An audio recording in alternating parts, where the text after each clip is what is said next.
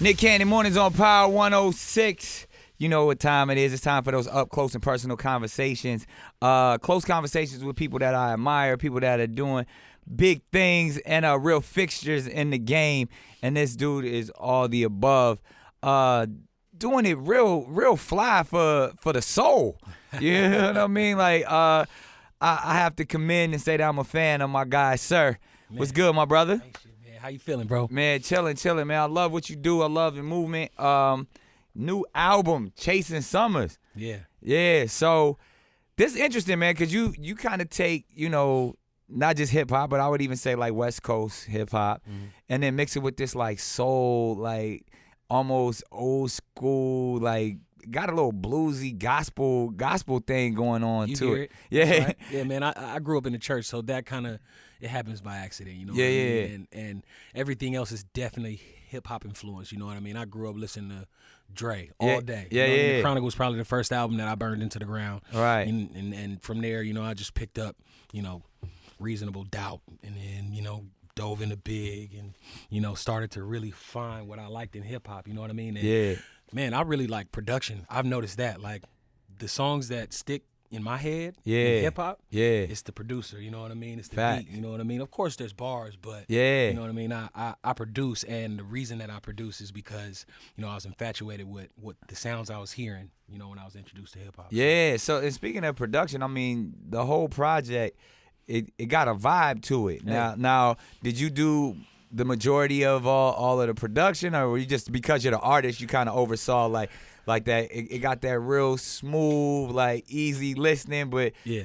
a lot of substance to it. Where did that come from? I definitely had a lot of help. I hate being, hands-on, but it's something that kind of happened by default. Like when I first got in the game, I was a recording engineer, so I still cut all my vocals. I still mix my album. Oh, wow. You know what I mean? So I definitely got some help. Thank you. I definitely got some help with production, man, from cats like Tay Beast and Cal Banks, TD producers. We had Soundwave on there, man. And just musicians. I'm big on like players, so you know what I mean. I had a lot of players on there. It's definitely dope, man. It's soulful, man. You can hear the instrumentation all through it. Yeah, man. I got J. Cole playing bells on that thing. Oh, that's crazy. That's ill. So I mean, tell me about like Chasing Summers. How the name, and then the timing of the project, how it all came together. Oh man, Chasing Summer is it's just a compilation of my life over the last 3 years, man. We've been spending a lot of time on the road. I toured with Miguel, which was amazing. I'm a huge fan of him, man. Miguel, yeah, and then we went on the road with TDE. The championship tour was amazing. Yeah, you know what I mean? that was big. Yeah, that was huge, man. And I had a chance to do my own solo run as well, and just collected experiences, man. Met a lot of people. Had some hardships. Yeah. So I definitely thought it would be cool to just put it on wax and let my fans kind of see what my life was like over the last few years. And that's where the definition of Chasing Summer comes from. Yeah. You just every time, and it's interesting that you're putting it out right at the end of the summer. so you chasing, but everybody's all been like, it's a hot girl summer, a hot boy summer, and you slowed it down a little bit for them and said, yo, we gonna give y'all something soulful to check out. Now, let's talk Inglewood for a second. Let's do it. Man, easy. Yeah, like born and raised. Yes, sir. I mean, I spent quite a bit of time in Inglewood. I mean, even I just did a film that's all about Inglewood and the gentrification of Inglewood and stuff like that. So, growing up in something that's the hood, but like the nice hood. I was going to say the exact same thing. So I grew up top side. So 5th Ave, Manchester, where that Winchell's is. Yeah, okay. Park Circle. That's where my grandmother bought that house in 1964. Oh, and, facts. My dad was raised in that house. We were raised in that house, man. So we've definitely been in the city and just seen, a lot of things change over the last 10 years specifically with the stadium coming in. Yeah. They redid, the casino, and, they were actually trying to tear down like 4 city blocks to build, something to go along with that's the stadium. You know what I mean? Facts. That's what the movie is about that I did. Is all about just how they just literally taking people out their houses, tearing their houses down. And they don't care. That's what they do. They wait until the real estate kind of dies down, and then they kick everybody out. The true definition of gentrification, which I call genocide. Yeah. But interestingly enough, growing up in Inglewood, and I even see you got the on your necklace those airplanes that go in and out, and that's all you see. going over your head when you're growing up in the hood, and just knowing like, yo, one day I'm gonna get up out of here and it's gonna be on one of them big planes. Growing up in Inglewood, what was the big dream of like, yo, was it making it out? Was it about traveling the world and seeing it, especially when being in such a neighborhood that has upward mobility like right there? But then at the same time, it's like, yo, it ain't really for us. Exactly. They coming in and we see it, but we not a part of it. Man, you know what? I talk about this all the time. Like,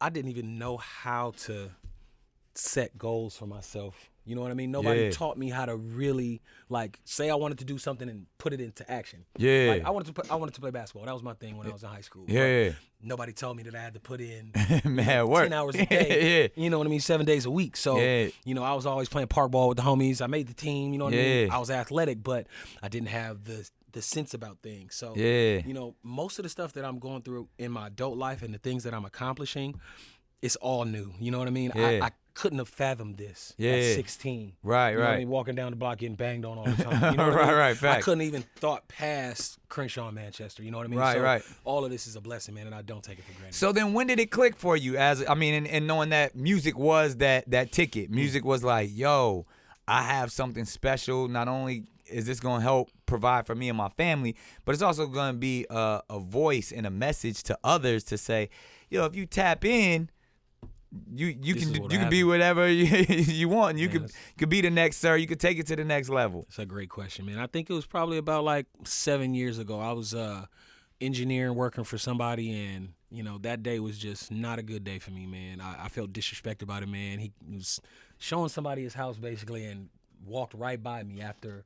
You know, I've been there 6 months working for this dude. You know, he was supposed to be cool, but never showed me the love when it came to people, introducing me to people. You know what I mean? Like, basically didn't want me to, you know, extend my business. He wanted me to be his. I was a piece of his thing. You know what I mean? Infrastructure. And that same an integral piece, and he didn't appreciate it. Right. Yeah. And I think he knew. He just didn't want other people to know. You know what I mean? Right. And that's a whole nother story. But that day was the day that I realized that I needed to do something else. And it wasn't even like I knew what was going to happen from it, but I just knew that wasn't it. Working for him wasn't it. I was never going to fulfill my potential, you know, giving it away to somebody else. You know what I mean? And shout out to him. I ain't going to say his name.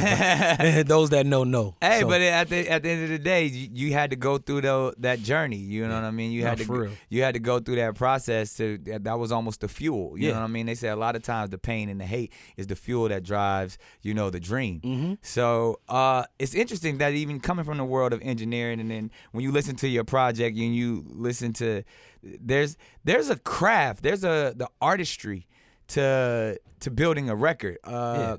If you don't have a great engineer, if you don't have a great ear, it could be all bad. It's an uphill battle. Yeah, for sure. I say that all the time, man. And you know, it's a lot of artists out here that are kind of like beating the case. And I don't want to say it like that because that's saying that they need it to succeed, which isn't true. Right. But does it make it easier? Yeah. Hell yeah. Yeah. I mean, that was the first thing that I wanted, was to be able to take my thoughts and interpret it into Pro Tools. You know what I mean? Yeah. I just didn't want to like write a song and be like, oh, this is gonna be hard. Get in the studio and then it don't sound like what it sounded like in my head. You know? And I wasn't getting that from other people, so you know. You had to learn it. Yeah, I had to, man. And that's even like, to me, like even artists like Drake and even Travis Scott and like those dudes, like even I would say like if Drake didn't have 40, you know what I mean, and understanding how to make sure the melodyne and the sound, like he created a whole new sound over the last 10 to 12 years that it was just like, yo, that was engineer heavy. Exactly. You know what I mean? And Travis Scott, that's all engineer heavy. And I even hear like the way, you know, your records are mixed and stuff, like I like to call it ear candy, in that sense of where like, yo, you paying attention to everything. Man. And is that all you? And then how did you get into engineering? This album, November, 7 Sundays, I mixed all of those. All of the albums that are like, you know, my staples, I would say. I mixed all of them. And I got into engineering just, like I said, wanting to be, you know, on top of, you know, my thoughts. I wanted to make sure that if I thought it. So you were an artist before you were an engineer, technically. Technically, yeah. But to me, they all go hand in hand. You know what I mean? Like the engineering helped me create better. You know what I mean? Because if I had a thought and it was like crazy to think I could still try to translate it on Pro Tools. So Right. It definitely like pushed me to be more of a creative writer and producer. So Right. My brothers are producers as well, man. My brother, he's so dope, man. Shout out to D Smoke. Yeah. This fool plays keys, man. He speaks Spanish fluently. He raps, he produces, man, and they're the reason that I really got into it. I stepped away. Like I said, I wanted to play basketball back in the day. Yeah. And growing up, my mom had us doing music, so it was just something that we did. Coming from that soulful family, Exactly. the church family. She's been a minister of music at our church for 30 years. Bible and Richmond Fellowship International Church. There it Pastor is. Beverly Bam Crawford. So I had a chance to like decide what I wanted to do, and my mom was like, "Yeah, go ahead. You don't have to do music." Yeah. And play basketball didn't really work out. Yeah. Got in my early 20s and was like, I need to change of pace. Yeah. Start messing with my brothers, and that's history now. And then how did the whole TDE thing come about? So I put a project out called 7 Sundays. I think that was like 2014 or 15 through a boutique label called Fresh Selects. They're in Portland. Okay. And my boy Dave Free, I don't know if you guys know Maya Tola. Dave Free was one of the managers with our company. Okay. He was kicking it with his homegirl. He says he don't even, hang out with her at all anymore. But, they playing my music on SoundCloud. He heard it and was like, "What is that?" Yeah, that's fire. "Oh, that's SiR. He from Inglewood." And, Yeah. Dave hates not being on top of things, so he was mad that he hadn't even heard of me. Oh, okay. So I got that call the same day, and Kenny called me from Portland to tell me that Dave wanted me to pull up to Santa Monica, and I just so happened to be, I was on 99th and Myrtle. I was in Inglewood. I was in the biddy. So I pulled up that same night, met J-Rock, met Dot. We did a song that ended up on J-Rock's project 90059. We shot a video to it. So that whole month was like a whirlwind, man. And, shout out to the squad, man. I definitely have to always give thanks for them, giving me the opportunity, because a whole bunch of dope artists in the West, man, and I lucked up. You know what I mean? I won, dog. I won the artist lottery. You know what I mean? Yeah, and that's dope.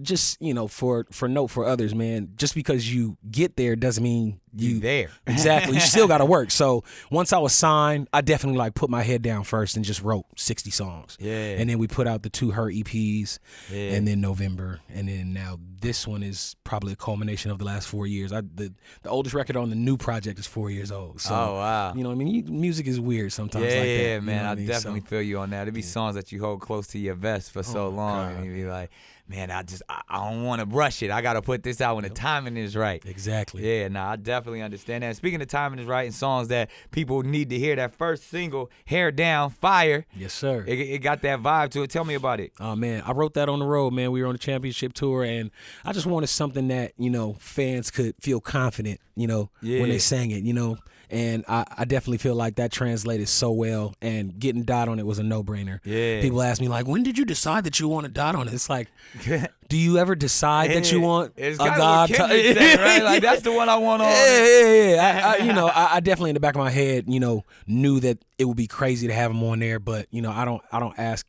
How anything is of that? him. I have an issue with that a lot, of being asking your peers or even people that you look up to rock with you, because this game is so fake, and then you gotta have respect for people's time and energy. So I often find myself never asking to work with people or never asking to get into the studio, And just hope that it because happens. because one, I don't like rejection, Right. and then two, it's just you see it, you even asking sometimes could put you in a position of, I don't want to say fakeness, but it's almost almost put you out there it's kind of superficial in the sense of you could be a fan of a person, but to make that statement hey man, can you get on my record? Even if it's the person you sign with as a label mate, it kind of makes an artist who's already vulnerable even more vulnerable. Oh, yeah. I still have never mastered how to ask somebody to jump on a record. Man, that's probably the toughest thing that you got to do is reach out, especially when you're confident in your product. That's the one. When you do your thing and you're oh man, I know you this got is some dope. You work with some dope people. From, like you said, you got J. Cole playing bells. Man, I've had an opportunity to see every side of the creation in music industry. So I don't take my position lightly. I always try to be in the Man, I lost my train of thought. No. I understand. Just like even tapping in, what you're saying is like the creative space and what it sounds like. Saying like when you solid and you authentic, it'll gravitate towards you. Exactly. You know what I mean? So whether it's the Coles, the Kendricks, and that's what I was saying. Like once you get to a position where you know your thing is solid, you know, you have to like step outside yourself and still reach out for help. Yeah. Because that's the name of the game nowadays. You have to have people stamping you, you know what I mean? Yeah. So you need artists like Dot and Cole to be a part of your project. You know, you need features like Jill Scott and you know, Lil Wayne and you know, those, you know, to help. And those people actually, once you reach out and like I said, you solid, they appreciate it. Yeah. You know what I mean? They want to be a part of the dope wave as well. Exactly. And I think that's great artists, secure artists work hand in hand in that way. But as artists, we get a little nervous, man. We get like, but overall, you know, you got a dope ass project that you can step back and be proud of because you did step out on faith. You did step out and say, look, I know I'm solid. I know this is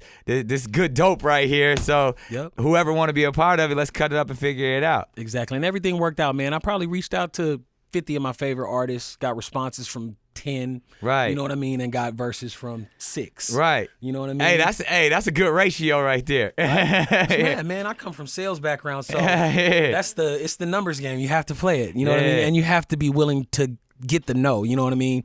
You miss all the shots you don't take. There it is. You feel me? That's real wisdom right there. And I'm glad you got to the wisdom because, like we know, the whole project. Chasing Summer is out. Make sure August 30th, everybody cop it. My man SiR is in the building. It's been a close conversation, but you know I got to shoot from the hip. That's why we got the vest on. I got some questions for you. The firing squad. However you want to philosophize with these questions, you just give me whatever's on the top of your mind, and we're gonna get to it. Let's go. Loved or feared? Loved. Really? It got deep. Yeah, man. I mean. Respected. Let's say that. You know what I mean? That encompasses the fear aspect of it, but sometimes you can have that same respect with love. Exactly. So people can trample over love, though. They can disrespect love. So that respect is the middle ground. You know what I mean? Because respect can go both ways. Right. You know, and that's some hood stuff, though, too. And I tell people all the time, I got homies that, you know, they're real nice guys, but they just don't know. You know what I mean? That respect is, you know, the basis of everything. Gang banging, you know what I mean? Family, ties, everything. Especially manhood, womanhood, it's all respect. It's all respect, you know what I mean? So love, fear, but mostly respect. Okay. Yeah. All right. So since we're talking about these things, I would say, or I would ask it, the one thing that SiR is fearful of, greatest fear. Oh, man, that's easy. Myself.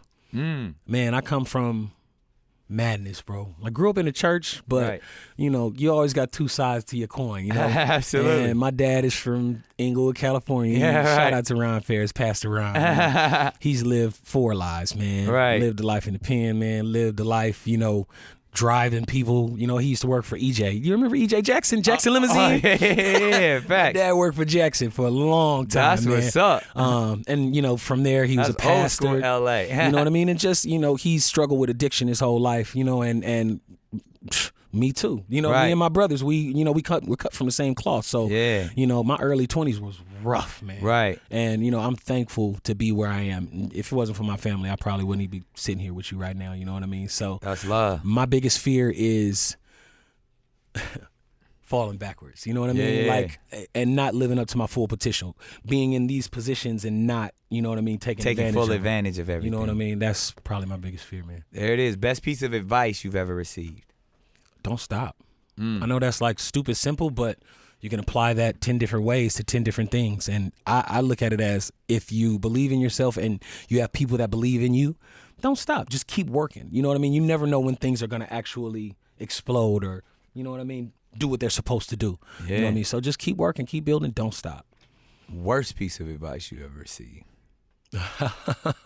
You should write for. Let's just say that. You know what I mean? Like, or you should write this like. You know what I mean? Somebody trying to tell me how to be his type of creative. Right. Yeah, and my old managers, man, I love them to death. They're still my friends to this day, but they just didn't understand. You know what I mean? Right. And me writing, trying to get you to switch your style up for what was ever hot at the moment. instead of just telling me to put my head down and write 50 songs. You know what I mean? They were like, I need you to do a record for this person, and they needed to sound like this. Right. That was probably the worst time in my career, man. That was like short-lived, thank God. But, Yeah. All right, lighten it up a little bit. Favorite movie of all time? Oh, man. Just one? Yeah, you only got one. It's a tie between Pulp Fiction and Talladega Nights, and I know that's like I get you though. Those are just I'm to sit back, man, and just like you can quote each of those movies. What? Yeah. Oh my God, man, and like Tarantino in his own right is a king and a god of film, and you know what I mean.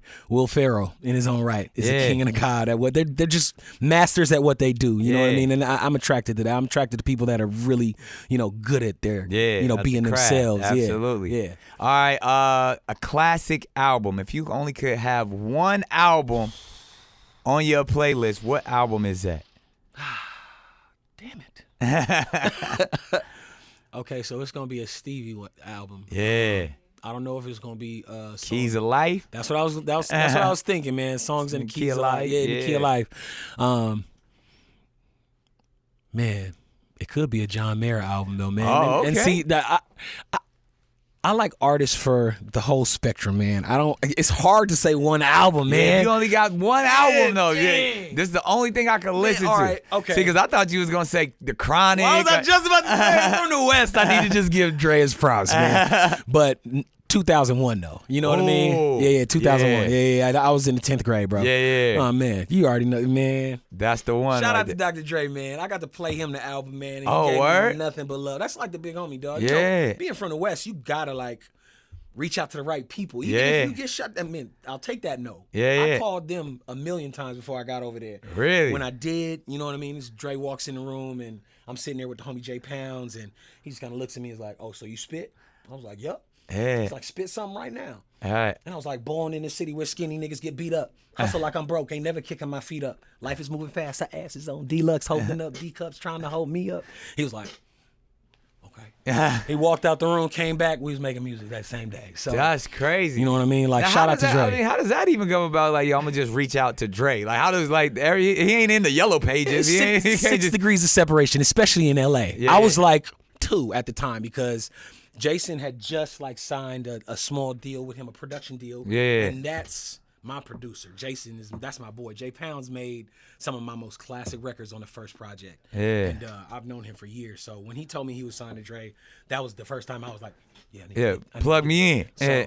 I had to get from Pounds to Ty, who was the direct connect. And Ty, it took him a little bit. But once me and Ty connected, it was all love, man. That's so dope right there. man. All right, I would say this is a good one. You on the island. You only could take 3 things. What you taking with you? Ooh, I'm taking some bud. Well, I'm taking a plant. Yeah, I'm yeah. not gonna take like an ounce. Yeah, you gotta that's take- over after. I gotta you gotta plant yeah, it.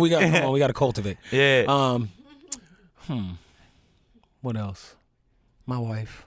Oh, absolutely. taking my That's a lady. beautiful thing. Yeah, for sure. Weed And I'm and your taking a- wife, that sound like, hey, That's you it, right? can procreate right there. That's Adam and Eve. Basically, I mean, I really don't need nothing else. Facts. If I had to choose, though, I say the third thing would be like a radio or something so I can stay connected. Yeah. There it is. Worst job of all time that you've ever had. I've had a few.